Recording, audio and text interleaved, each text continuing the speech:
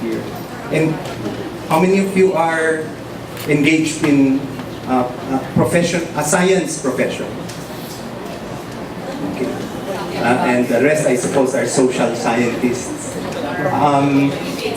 Well, yeah. Well, how many of you understand basically what stem cells are? Ako, tataas ng kamay na hindi. Anyway, so I want to discuss that quickly just for people who aren't familiar. And then go quickly to why we need trials for stem cell therapy. And then I'll talk about 3 dilemmas and 3 pseudo-dilemmas. A dilemma on methodology, how do we actually engage in research? What are the methodologic problems? A regulatory dilemma and a moral dilemma. And each of these 3 dilemmas have pseudo-dilemmas that accompany them, which I think we should not waste time and energy discussing, so that we can focus on what's important. And then lastly, I'll talk about how we move forward. So stem cell therapy involves getting young undifferentiated cells from different sources, maybe from embryonic sources or from adult cells, which are undifferentiated. These are pluripotent, meaning, like many of you young students here, they have a bright future. No? They can become doctors, lawyers, farmers, social workers. They can become presidents. They can become tissues of different parts of the body. They are undifferentiated. And they can be, because of that pluripotential nature, they can become mature normal cells, which can replace 6 cells in the body. And there are many segments of this. It's almost like an industry. There are specialists in harvesting, raising, assaying, and then there are clinical applications in regenerative medicine and in management of disease. So it has a lot of potential, and we are living in exciting times where we are going to see in the next decade or 2 a lot of new treatments for all diseases. So that's stem cell in a nutshell. Why do we need trials? I'm going to show you a case of a 70-year-old male, diabetic, who had pain on his right leg whenever he takes a long walk. Okay. In the past 2 weeks, he noted worsening of the leg pain, and his foot started to get dark. No? So he had limb ischemia, or there was poor blood flow to the leg. The diagnosis was critical limb ischemia, which meant that the patient was in danger of getting an amputation. This patient was admitted to a hospital and given autologous stem cell therapy derived from bone marrow, mononuclear cells. It was administered to the threatened limb, and over the next 3 months, symptoms improved. Nawala yung pain, and the limb was successfully salvaged, became big again, so no amputation was done. Okay. It's one of the success stories of stem cell therapy. My question is this: how many of you are convinced that this treatment looks effective? Just a show of hands. Okay. Bunch of skeptics. Okay. I'll admit, I did not give you the full story. Because this patient was actually just one of 19 who received treatment, the stem cell therapy for limb ischemia.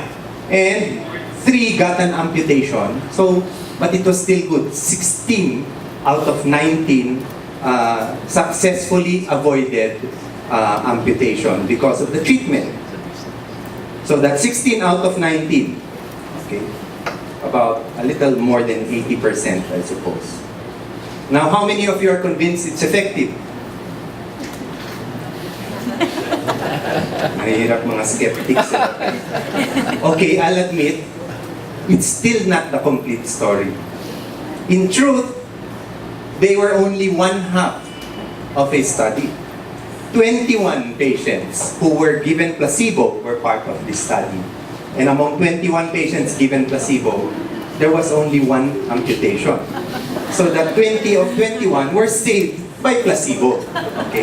Now you can see 3 levels of evidence here.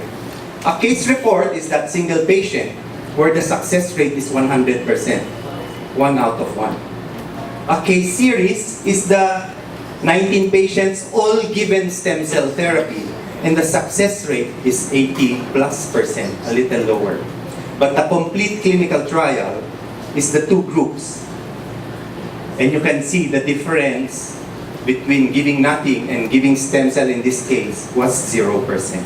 This is not an imaginary study, this is an actually published study. And if we had just looked at one case, we would not see that in fact, if you did better trials, you'd see that there was very little effect in critical limb ischemia. And another way to look at this is this. No? When you see one patient getting better because of disease, there are 4 reasons why that patient may be getting better. If you give them a treatment, and this holds for everything, you might actually treat patients with. Patients get better when we give them medication because maybe the treatment worked, and we love to think that. But there are many other reasons why they might get better. Maybe there was a placebo effect, and the thought that they received something had such a huge psychological impact that they felt better. Third reason, maybe the patient received other treatments. Like maybe they had stage 4 cancer, were given the standard treatment and old treatment, and you don't know if or the standard treatment and new treatment, and you don't know if it's the new treatment working or the old treatment. And the fourth, and we should not underestimate this, is that maybe the body healed itself with no intervention at all. This is the phenomenon of spontaneous regression of disease is well known. Even in far advanced cancer can heal itself without undergoing any procedure or taking any medication, chemotherapy, radiation, or surgery. Spontaneous regression has been reported in the literature for the past 1,000 years. And 90% of illnesses get better without medication. If you have a headache, I'll give you holy water, you'll be better by tomorrow, 90% of the time. If you have a cold, I can slap you on the face and say you'll be better tomorrow if you believe. And you will get better tomorrow or in the next few days. And that's the wonderful thing about our profession. Huh? God heals, but we charge.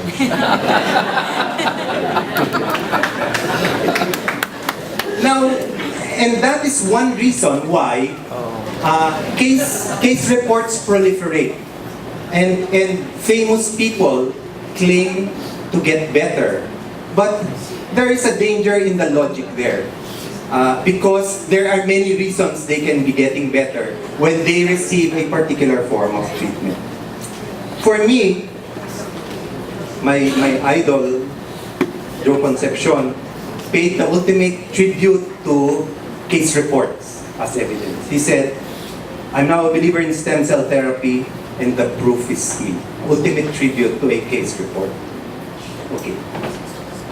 Now, I'll talk about the 3 dilemmas. That's the reason why I think we need to do trials. And there are 3 dilemmas, if you agree with me, that trials are needed. The first is a methodologic dilemma. And I'll tell you what first, a pseudo-dilemma. This is a quote from Dr. Bernal, who's here today, and I would not be surprised, sir, if it's a misquote, because it's happened to me many times. But if it's not, then you're here to clarify. That it's untenable, is what I understand, to do clinical trials in stem cell therapy because each individual is different. So it will work in some, and there's a lot of, and not work in others, and there's a lot of heterogeneity. And because of that heterogeneity, it's hard to compare groups in a clinical trial. But that's what we've been working on for more than 60 years. I'm involved in some clinical trials. This is one of the trials we've done on 18,000 patients, randomized in 52 countries. And if you actually randomize and toss a coin and distribute patient characteristics in treatment and control, you'll find out that they become very similar. Look at the age here in the treatment and control group, 71.5 versus 71.6. Weight, 82.5 versus 82.7. So they become very similar if you actually do a randomization to assign patients to treatment and control groups. To me, it is not a dilemma whether we can do trials on stem cell therapy or not. In fact, there are more than 200 trials going on in stem cell therapy around the world. And unfortunately, none of them are happening in our country. The real dilemma methodologically for me is this, and which needs a lot of thought and debate, is that the process of stem cell therapy is actually a network of tiny procedures that are very complex.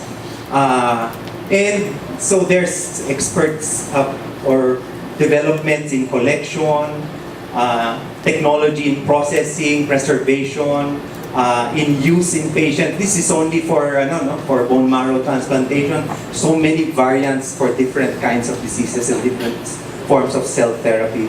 It's an industrial problem. If you're going to insist on a randomized trial for each step, then you're going to have very small trials. And the results will probably be negative. And you will slow down progress. One of the most famous examples of this is progressing from hand washing to the whole system of antisepsis in surgery is a whole lot of procedures which involves washing your hands, washing with this or that, wearing gloves, laminar airflow, sterilizing the equipment, etc. Many trials have been done on these individual components, and all of those trials failed. And yet we believe today that as a whole industry, antisepsis in the operating room has reduced death and mortality and complications of surgery by a huge percentage. And surgery is a good example because it also is